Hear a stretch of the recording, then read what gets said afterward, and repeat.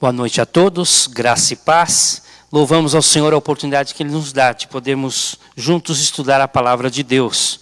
Que o Senhor também abençoe você que está em casa participando conosco deste momento de estudo, de aprendizado, de culto ao nosso Deus. Quero convidá-lo a abrir a palavra de Deus em Marcos capítulo 16. Evangelho de Marcos 16. Nós temos estudado, terminando já agora, o Evangelho transformador a partir do evangelista Marcos. E nós vamos falar sobre a ressurreição de Jesus sob esse ponto de vista. Passado o sábado, Maria Madalena, Maria, mãe de Tiago e Salomé, compraram aromas para irem embalsamá-lo. E muito cedo, no primeiro dia da semana, ao despontar do sol, foram ao túmulo. Diziam umas às outras: quem nos removerá a pedra da entrada do túmulo? E olhando, viram que a pedra já estava removida, pois era muito grande. Entrando no túmulo, viram um jovem assentado ao lado direito, vestido de branco, e ficaram surpreendidas e atemorizadas. Ele, porém, lhes disse: não vos atemorizeis, buscai a Jesus o Nazareno, que foi crucificado. Ele ressuscitou, não está mais aqui, vede o lugar em que o tinham posto. Mas, ide dizer a seus discípulos e a Pedro, que ele vai adiante de vós para a Galiléia, lá o vereis como ele vos disse. E saindo elas, fugiram do sepulcro, porque estavam possuídas de temor e de assombro, e de medo nada disseram a ninguém. Havendo ele ressuscitado de manhã cedo, no primeiro dia da semana, apareceu primeiro a Maria Madalena, da qual expelira 7 demônios, e partindo ela, foi anunciá-lo àqueles que, tendo sido companheiros de Jesus, se achavam tristes e choravam. Estes, ouvindo que ele vivia e que fora visto por ela, não acreditaram. Depois disso manifestou-se em outra forma a 2 deles que estavam de caminho para o campo, e indo eles o anunciaram aos demais, mas também a esses 2 eles não deram crédito. Finalmente apareceu Jesus aos 11, quando estavam à mesa, e censurou-lhes a incredulidade e a dureza de coração, porque não deram crédito aos que o tinham já visto ressuscitado. E disse-lhes: ide por todo o mundo, pregai o evangelho a toda criatura. Quem crer e for batizado será salvo, quem porém não crer será condenado. Estes sinais hão de acompanhar aqueles que creem. Em meu nome expelirão demônios, falarão novas línguas, pegarão em serpentes, e se alguma coisa mortífera beberem, não lhes fará mal. Se puserem as mãos sobre os enfermos, eles ficarão curados. De fato, o Senhor Jesus, depois de lhes ter falado, foi recebido no céu e assentou-se à destra de Deus. E eles, tendo partido, pregaram em toda parte, cooperando com eles o Senhor e confirmando a palavra por meio de sinais que se seguiam. Vamos orar? Obrigado, ó Pai, pela oportunidade, mais uma vez, de abrirmos, lermos e estudarmos a Tua palavra. Dá-nos clareza, dá-nos direção, pela orientação do Teu Espírito Santo. Em nome dEle nós oramos. Amém, Senhor Deus. Amém, Jesus. A psicologia moderna tem trabalhado a respeito de sentimentos e emoções. A princípio, falava-se de 5 emoções comuns na psicologia, comuns a todo ser humano: medo, raiva, alegria, nojo e tristeza. A Universidade de Califórnia, através de um psicólogo de nome Dacher Keltner, ele relaciona 31 emoções que o ser humano passa ao longo do dia ou ao longo da sua vida. E ele diz que tudo está interligado. Eu vou citar aqui as 31 emoções, evidentemente aquelas 5 fazem parte: admiração, adoração, apreciação estética, diversão, ansiedade, temor, estranheza, tédio, calma, confusão, desejo, nojo, dor, empatia, encantamento, inveja, excitação, medo, horror, alegria, romance, tristeza, satisfação, desejo sexual. Dessas emoções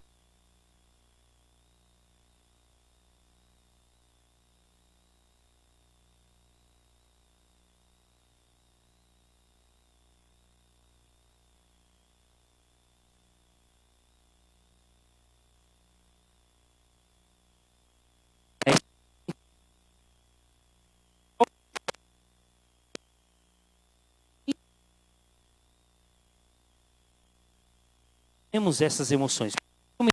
Isto. Se você leu com cuidado e vai acompanhar agora comigo no estudo, nós temos alguns sentimentos e emoções que cercaram a ressurreição de Cristo, através das mulheres que foram ao túmulo, pelos discípulos também, e eu quero acompanhar com vocês algumas dessas emoções e depois tirar algumas lições para a gente. E quero começar na sequência do texto, colocando a primeira emoção que nós encontramos no verso 3, a emoção sentida pelas mulheres. Olha a pergunta que elas fazem no verso 3 do capítulo 16. Elas se prepararam para ir até o túmulo para embalsamarem a Jesus. Vale uma explicação aqui, na verdade duas.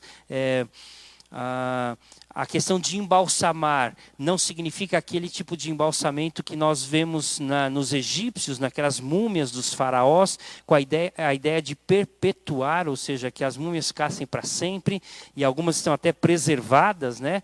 Bem preservadas até o dia de hoje. Aqui o embalsamar era, na verdade, uma afeição pela pessoa que havia partido, nada mais do que isso, não era nada ligado à eternidade, não era preocupação das mulheres e de ninguém, evidentemente. Segundo, quem eram essas mulheres? Nós não temos aqui exatamente o número delas, até porque o evangelista Lucas cita que não apenas estas mulheres estavam citadas aqui, que eu vou me referir, mas outras mulheres também estavam presentes naquela manhã, como diz o texto. Mas nós lemos aqui em Marcos 16... 3 nomes: Maria Madalena, Maria mãe de Tiago e Salomé. Na verdade, se você voltar no capítulo 15, verso 47, vai falar que essa Maria era mãe de José. Então nós temos Maria mãe de José e Tiago. Bom, quem era Maria Madalena, todos nós conhecemos, o texto diz, aquela de quem Jesus havia expelido 7 demônios. Salomé, e também Maria, mãe de Tiago e José. Muito possivelmente, para encurtarmos aqui a história, se referia à mãe de Jesus. Embora o texto possa se referir a outras mulheres, como eu falei no texto de João, diz de outras mulheres, e o texto de Lucas também expressa outras mulheres. De qualquer forma, as mulheres foram até o túmulo para embalsamar Jesus e elas fazem uma pergunta que expressa a primeira emoção, o primeiro sentimento, que eu quero chamar o sentimento de impotência. Verso 3 diz assim: diziam umas às outras: quem nos removerá a pedra da entrada do túmulo? Ou seja, o primeiro sentimento é de impotência. Quem vai tirar a pedra que está no túmulo? Elas estavam indo até o túmulo, elas imaginavam encontrar uma grande pedra. O verso 4 diz sobre isso. Essa grande pedra já estava removida, mas elas não sabiam disso. A ideia da pergunta delas, primeiro dá a ideia de o quadro real, ou seja, havia literalmente uma grande pedra e elas eram impotentes para tirar a pedra. Mas não era apenas esta a pergunta, havia uma outra emoção envolvida por trás da pergunta daquelas mulheres, ou da ideia daquelas mulheres, o sentimento delas ao irem até o túmulo para embalsamarem a Jesus, que elas esperavam, né, estar morto, mas já havia ressuscitado. A ideia de que Jesus morreu, e agora? O que vamos fazer? Este era o sentimento daquelas mulheres. Nós não podemos fazer mais nada. Jesus morreu. E agora? A mesma coisa os discípulos a caminho de Emaús, a quem o texto refere aqui, nos versos 12 e 13, que ficaram correndo para os apóstolos. Os discípulos a caminho de Emaús, Lucas 24 conta sobre eles, também tiveram o mesmo sentimento. Jesus morreu. E agora? Este era o pensamento desses discípulos. Este era o pensamento dos discípulos, como era o pensamento dessas mulheres. Jesus morreu, e agora? O sentimento de impotência frente a todo aquele quadro, toda aquela situação. Elas não conseguiam nem tirar a pedra, evidentemente, uma pedra muito grande, mas também não sabiam o que fazer da vida delas, ou do cristianismo a partir dali. Jesus morreu, e agora? Era a pergunta delas. Primeiro, sentimento de impotência cercou a ressurreição de Cristo. O segundo, muito mais claro e forte no texto, também ligado às mulheres, nós lemos no verso 5 o seguinte: Entrando no túmulo, viram um jovem assentado ao lado direito, vestido de branco, e ficaram surpreendidas e atemorizadas. Surpresa e temor. Outro sentimento. Agrego a este sentimento a mesma ideia no verso 8. E saindo elas, fugiram do sepulcro porque estavam possuídas de temor e assombro. A mesma ideia do verso 5. E de medo nada disseram a ninguém. São 5 palavras que representam basicamente a mesma coisa. Surpresa, pavor, assombro, temor e medo. Rapidamente, surpresa é apavorar ou pasmar, ficar apavorado, ficar pasmado diante de alguma situação. Assombro, espanto, êxtase, perplexidade por causa de alguma situação, de alguma emoção alterada. E temor e medo, a ideia é fobia, pavor. Na verdade, essa palavra também pode significar reverência em outros textos, mas aqui, especificamente, pavor, fobia ou medo. Então, nós vemos, de um modo geral, o mesmo sentimento de assombro, de pavor, de medo, de pânico, de uma emoção alterada frente ao que havia acontecido. Na verdade, elas não sabiam se elas estavam perplexas apenas porque a pedra havia sido retirada e o corpo de Jesus não estava mais lá. Onde puseram o corpo, questionam, conforme o livro de João relata. E conforme elas, voltando para os discípulos, disseram: nós vimos que o túmulo estava aberto e Jesus não estava mais lá. Tiraram o corpo de Jesus. Assombro, ao mesmo tempo pavor. O que fizeram com Jesus? Medo, receio. Então, esta emoção, estes sentimentos também permearam ali a ressurreição de Jesus. Na verdade, muitos apavorados até se trancaram, como era o caso dos discípulos, com medo do que os judeus ou do que os romanos poderiam fazer com eles. Eles estavam trancados, fechados, atrás das portas, das paredes, porque mataram a Jesus. O que podem fazer conosco? Também perseguir. Então, pavor, medo, assombro, surpresa, temor tomava conta do coração de muitos por causa da morte de Jesus, mas agora mesmo diante da ressurreição. Terceiro sentimento, ou grupo de emoções que nós encontramos, é tristeza e choro. Afinal, Jesus havia morrido, já fazia 3 dias que ele havia morrido. Veja o verso 10 do capítulo 16 de Marcos. E partindo ela, Maria Madalena, foi anunciá-lo àqueles que, tendo sido companheiros de Jesus, ou seja, os discípulos de Jesus, se achavam tristes e choravam.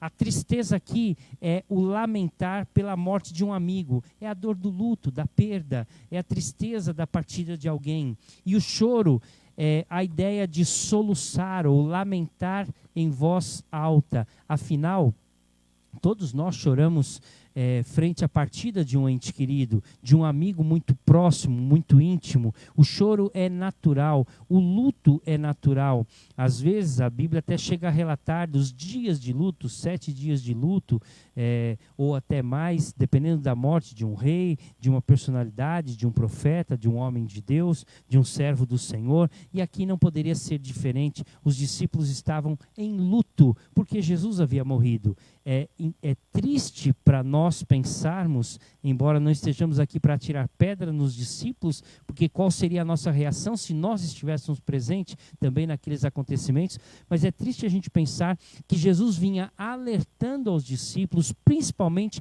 na última viagem agora de Cesareia até Jerusalém, um pouco antes da sua morte. Ele vinha alertando, e por 3 vezes pelo menos ele fala claramente que ele seria entregue nas mãos dos fariseus, na mão dos romanos, que maltratariam de Jesus, que matariam a Jesus, mas ele ressuscitaria dos mortos. Ele havia dito isso, mas os discípulos estavam tristes, a dor do luto, a perda, e choravam, soluçavam, lamentavam em voz alta diante da morte de Jesus. Esse é o terceiro grupo de emoções e sentimentos que nós encontramos: a impotência, a surpresa e o pavor, e em terceiro agora a tristeza e o choro. Quarto grupo de emoções que nós encontramos é a incredulidade. Quarto sentimento que nós encontramos é a incredulidade. E aqui mais especificamente ligado aos discípulos. Veja os versos 11, depois 13 e 14. Maria Madalena viu o Cristo ressurreto, vai até os discípulos, conta para eles. E aí verso 11 diz: estes, ouvindo que ele vivia e que fora visto por ela, não acreditaram. Veja o verso 13. O 12 diz que os 2 discípulos foram, anunciaram para os demais. O 13 diz: e indo eles o anunciaram aos demais, mas também a estes 2 não deram crédito, também não acreditaram. Não acreditaram em Maria Madalena, não acreditaram nos 2 discípulos que voltavam agora de Emaús para Jerusalém. E aí o 14, a chave da incredulidade. Finalmente, apareceu Jesus aos 11, a todos eles, evidentemente Judas Iscariotes já não estava mais, já havia se suicidado, mas os 11, os demais apóstolos estavam ali presentes. Apareceu aos 11 quando estavam à mesa e censurou-lhes a incredulidade e a dureza de coração, porque não deram crédito aos que o tinham visto já ressuscitado. Nós podemos até dizer com clareza, sem dúvida nenhuma, que a palavra-chave do capítulo 16 para entendermos a questão da ressurreição de Cristo é a incredulidade. Não há contradição nesse pensamento. Por 3 vezes, os discípulos foram, 2 vezes eles não deram crédito e 1 vez foram repreendidos por causa da dureza do coração deles. E nota que, logo em seguida, verso de número 17 diz: estes sinais hão de acompanhar aqueles que creem. Ou seja, aqueles que creem na ressurreição, no Cristo vivo e ressurreto, terão sim a sua vida de fé expressa através das atitudes, em especial esses apóstolos com sinais, prodígios, como termina a sua última expressão no verso de número 20, dizendo que cooperando com eles o Senhor e confirmando a palavra por meio de sinais que se seguiam. Ou seja, estes apóstolos foram homens de Deus, mas primeiro a incredulidade tomou conta do coração deles. A grande pergunta talvez para a gente com relação a isso é: por que nós apontamos para Tomé e criticamos a incredulidade de Tomé quando ele diz: se eu não vir nas mãos e nos pés as marcas de Jesus e no lado, né, eu não vou acreditar. Então fica comum para a gente taxar Tomé como o incrédulo, quando na verdade todos eles se mostraram incrédulos até verem o próprio Cristo vivo e ressurreto. Então a incredulidade também permeou a ressurreição de Jesus. Parece que ver para crer é algo antigo no ser humano, não nosso de hoje. Nós não precisamos, não apenas nós precisamos de algo palpável para crer. Os discípulos também eram assim, com certeza muito antes deles, ver para crer. Mas Jesus diz a Tomé: bem-aventurado aqueles que não viram e creram. E com certeza nós estamos englobados nesta expressão de fé dita por Jesus. Somos bem-aventurados porque nós não vimos fisicamente o Cristo ressurreto, mas cremos em nosso coração de que Ele está vivo e venceu a morte. Então a quarta emoção, o quarto sentimento que envolve, que cerca a ressurreição de Cristo é a incredulidade. E a última emoção que eu quero destacar é a alegria. Alegria. Embora nós não encontremos claramente ou explicitamente no texto a palavra alegria, fica evidente que Maria Madalena, ao encontrar com Jesus e reconhecê-lo, ela sai alegre, feliz, contando aos discípulos. Os discípulos, depois de encontrarem com Cristo ressurreto e terem a convicção de que Ele estava vivo, também se alegraram. Mas, se você quiser, Mateus 28, verso 8, coloca claramente nesses termos: e retirando-se elas do sepulcro, das mulheres que foram ao sepulcro, tomadas de medo e grande alegria, correram a anunciá-lo aos discípulos. Ou seja, Mateus 28, 8 coloca explicitamente que aquelas mulheres, depois de encontrarem com Cristo vivo e ressurreto, foram tomadas possuídas, foram tomadas completamente de uma alegria incomensurável, de uma grande alegria, diz o texto. Portanto, esta alegria está presente naquele que conhece a Jesus, naquele que vive com o Cristo vivo e ressurreto, a alegria expressa na convivência com o Salvador. Portanto, a alegria também está aqui presente, permeando, cercando a ressurreição de Cristo. Nota, e eu repito aqui, as 5 emoções, os 5 grupos de emoções e sentimentos que envolveram a ressurreição de Cristo, conforme Marcos 16 coloca para a gente. Impotência. Jesus morreu e agora? Não temos mais o que fazer, não podemos mais fazer nada, fugiu do nosso controle. Surpresa, pavor, assombro, temor, medo, uma mistura de dúvida, incerteza, assombro e ao mesmo tempo um medo do que pode acontecer ou mesmo do que está acontecendo, tomava conta do coração dos discípulos, das mulheres. Tristeza e choro, a dor do luto, a passagem de alguém querido, a saudade que temos. Então os discípulos também choraram, soluçaram, ficaram tristes pela passagem de Jesus. Incredulidade, especificamente se referindo aos discípulos, não acreditaram naqueles que já tinham presenciado a ressurreição, eles não acreditaram e foram duramente censurados por Jesus por causa da sua incredulidade. E por fim, a alegria tomou conta do coração de todos aqueles que puderam presenciar o Cristo vivo e ressurreto. Eu termino tirando 2 lições para a gente diante de todas essas emoções e sentimentos que envolveram a ressurreição de Cristo. Primeiro, você repara que todas essas emoções começam negativas e depois elas se transformam numa grande alegria. Os discípulos, até terem consciência e verdade, a certeza de que Jesus havia ressuscitado, eram incrédulos, estavam tristes e choravam, mas quando eles presenciaram Cristo vivo, a alegria tomou conta do seu coração. As mulheres estavam tristes, indo para o túmulo, chorando para embalsamarem a Jesus, impotentes diante da situação, mas quando elas presenciam Cristo vivo e ressurreto, retornam para Jerusalém para contar aos discípulos com grande alegria. Portanto, só Jesus tem poder de transformar o choro em alegria, de transformar a nossa emoção em sentimento ruim, desastroso, pesaroso, em algo agradável, prazeroso, feliz, alegre. Só Jesus tem poder de transformar o que é ruim em bom, o que é desastroso em aceitável e agradável. Portanto, creia que Jesus tem este poder. Vale lembrar aqui que ninguém esperava, por mais que Jesus tivesse dito, como eu falei anteriormente, ninguém esperava. As mulheres estavam indo no túmulo, esperando ver o túmulo fechado, a pedra na frente, pensando em pedir para alguém tirar a pedra para elas colocarem perfume em Jesus. Esse era o sentimento delas, o desejo delas. Os discípulos estavam trancados dentro de casa, com medo do que poderia acontecer com eles.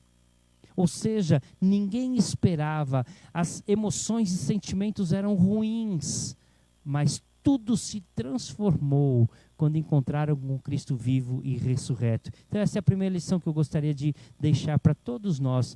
Qual é o sentimento e emoção que temos passado hoje, diante da pandemia, diante das crises que temos enfrentado, diante da dificuldade com relação ao emprego, talvez ligados a questões familiares, talvez envolvendo questões pessoais, emocionais. O que temos passado? Jesus tem poder de transformar os nossos sentimentos ruins, as nossas emoções prejudiciais em algo totalmente positivo, benéfico e bom para todos nós. Creia, Jesus tem este poder. Ele tem, com certeza, este favor, esta graça sobre nós. Segunda lição que eu quero destacar: transformar a nossa emoção em sentimento ruim. Todas as emoções sentidas, né? Assombro, tristeza, impotência, transformada em alegria, vai além da alegria. E aqui vem talvez a lição espiritual mais forte para todos nós. Eu destaco fé e adoração. Jesus transformou aquele sentimento desastroso e pesaroso em fé e adoração. Mateus 28, 9 diz que as mulheres, após reconhecerem o Cristo vivo e ressurreto, creram, se ajoelharam diante de Jesus e o adoraram.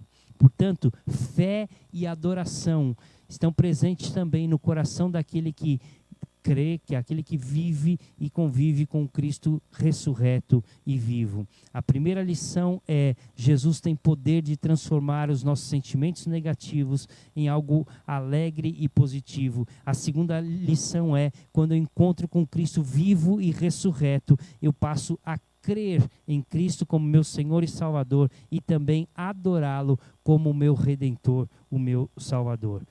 Não sei qual o momento que você atravessa agora, qual é a dor que tem te afligido, ou qual é a dificuldade que você tem enfrentado. Jesus tem poder de mudar tudo isso em algo positivo e benéfico. Creia nisso, creia nisso. Nós não somos, com Jesus, impotentes. Nós não precisamos estar com medo ou assombrados quando estamos com Jesus. Nem estar com tristeza e choro.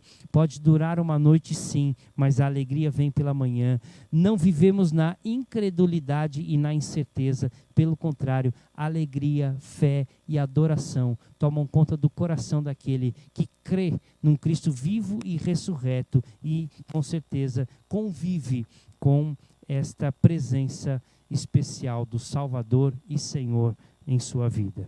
Portanto, que as nossas emoções, ao presenciar, ao conviver com Cristo vivo e ressurreto, possa alimentar a nossa fé, possa trazer maturidade e crescimento e nos ajudar na nossa caminhada cristã. Cristo está vivo.